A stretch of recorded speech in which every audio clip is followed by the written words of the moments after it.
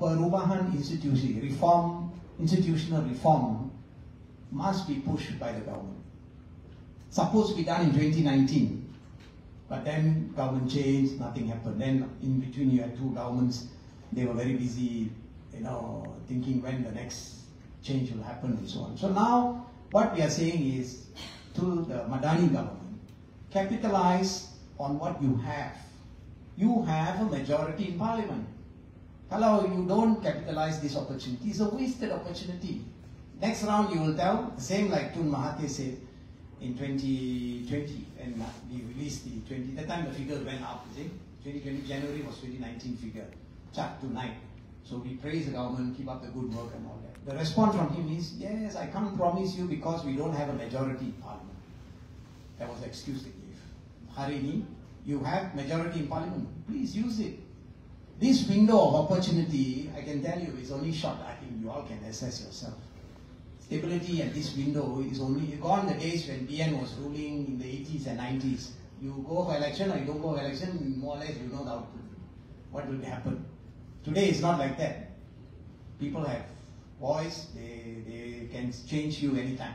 Okay? So, peluang yang ada tu, majority yang kerajaan pegang itu, perlu digunakan supaya perubahan atau reformasi institusi ini diteruskan. Jadi itu yang kerajaan kena buat.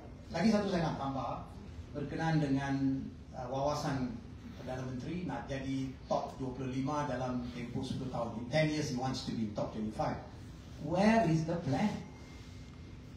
Dia tak ada plan, no milestone. 2 years down the road, another story. Cukuplah, we have heard of this enough. Okay? So we don't like to see, kita tidak mau tengok a chart like the graph that I showed you, a yo-yo kind of chart, that the one I will show you. This one goes up, we feel nice, we feel good, then comes down again. So the 3 points that went up, okay, at least we have hope. But what we are saying is, please don't be complacent. Don't be too happy that my 3 points gone up. What will happen next year? So we've got to do a lot of work. Alright? Okay, but let me straight away take you to the previous year's score, because just to recap where we were. Alright?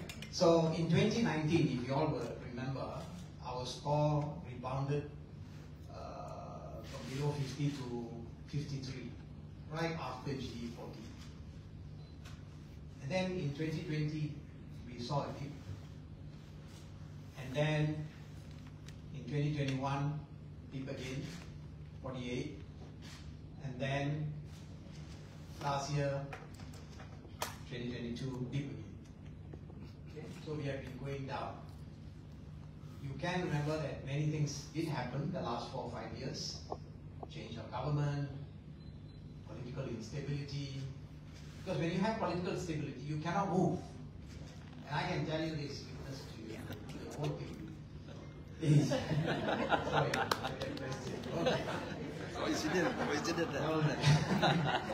No problem. Okay, anyway, in a few seconds I'm going to tell you. Anyway, this is the story. So, 2023, we rebound. Okay, so that's good news. But you need to wait until the end what I have to say.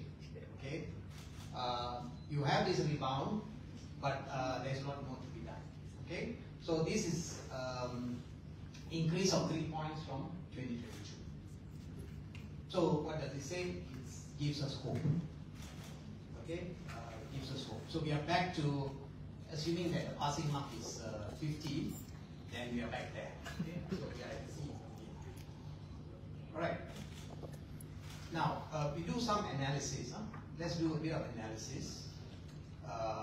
Globally, okay, this is the summary of all the countries. I don't know if you can see it.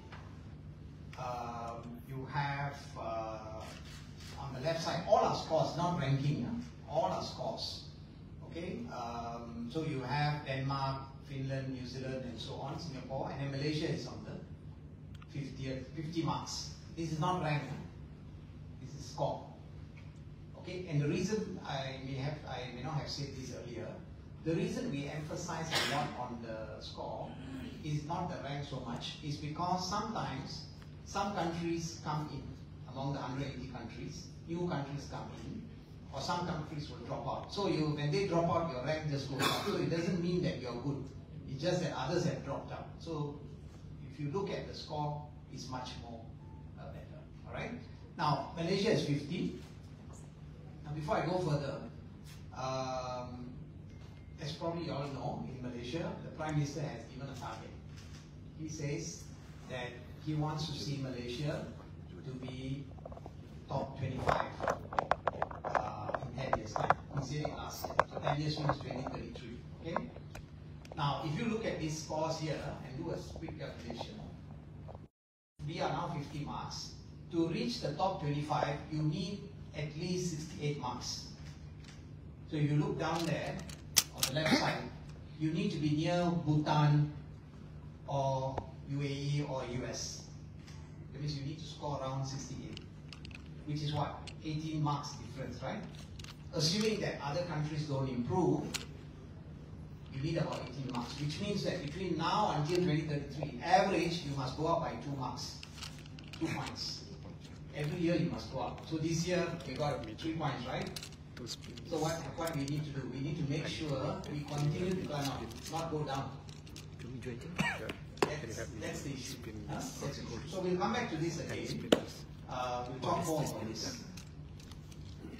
Okay, now this is globally about statistically significant changes. So Malaysia is not there. What it means is the 3 points that went up statistically is not significant. What it means is let's not be too happy with these 3 points. Put it another way. Don't be too happy. 3 points okay, but that's not significant. Statistically significant, those in red are those who went down. Now look at Sweden. The 2015 is the baseline, and they have dropped 7 points over 8 years. So Sweden needs to be a bit concerned on this. But let's look at on the left side, those who went up. Now some of them went up by 7 points, some went by 8 points, some went by 10 points. And I just want to bring to your attention on one country, that is Uzbekistan. Don't worry about their score, low score, that's fine. But it's the improvements they are doing. Look at them, they have gone up by 15 points from 2014. That is 10 years. 10 years, they have catch up 15 points. What did I say just now? In Malaysia's case, if you want to be top 25, you need 18 points. So 15 and 18, we are not very far. It can be done. Definitely can be done. That's why I'm saying there is hope. But a lot more work to be done. Not only us, out there, the government, the civil servants, everybody have to chip in and have to make it work. It's not only the Prime Minister. Alright, so I'm just giving you the example. Just keep this in mind as we discuss along.